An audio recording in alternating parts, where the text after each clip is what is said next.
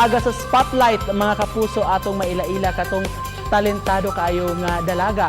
Bulano ni siya mga kapuso atong maila-ila karong buntaga si Maria Francesca Alison Gallardo mas na ila nga Alex. Good morning, Alex. Good morning. Hi. Daghang salamat sa pag-uban kanamo karong buntaga sa GMA Regional TV Live. Kining imong talento sa musika, sa pag-awit, gigamit nimo sa lain-lain nga mga platforms ug moapil kuno ka sa lain-lain sab nga mga singing contests. Yes, sir. Sukad pa ni pagkabata nahilig na gyud nimo nga mo apil mo join sa lain-lain nga mga contests? Yes, sir. I started at the age of 9 years old. Nag-apil ko mga contest. Starting sa barangay, then municipality na sad, hangtod nga muapil na ko mga sa asa na jud. Unsa may nahatag nimo murag mas na develop ang self-confidence?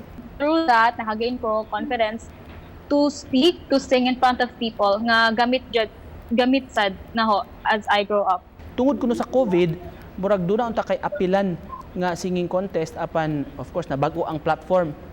Can you tell us more about this, Alex?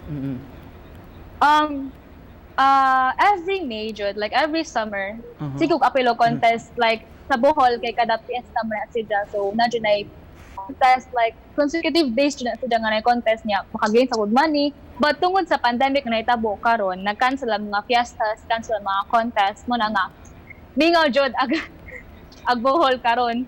But the organizers and we singers also compromise with the given situation. That's why na ay online yung mga singing contest nag-aapilan sa naho karon, which is ang Quarantine Idol.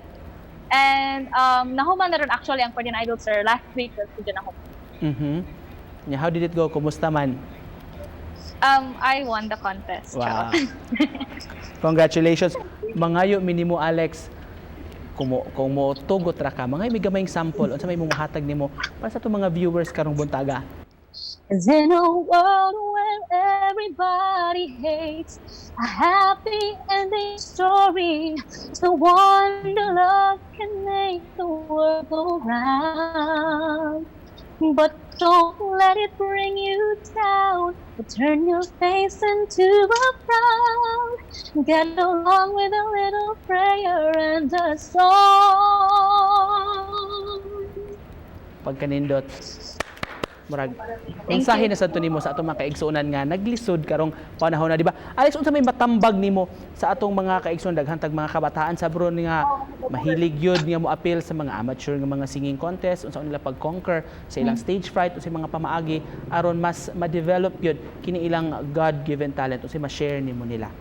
Train yourselves to be confident because it will help a lot, like makabenefit ka na in the future.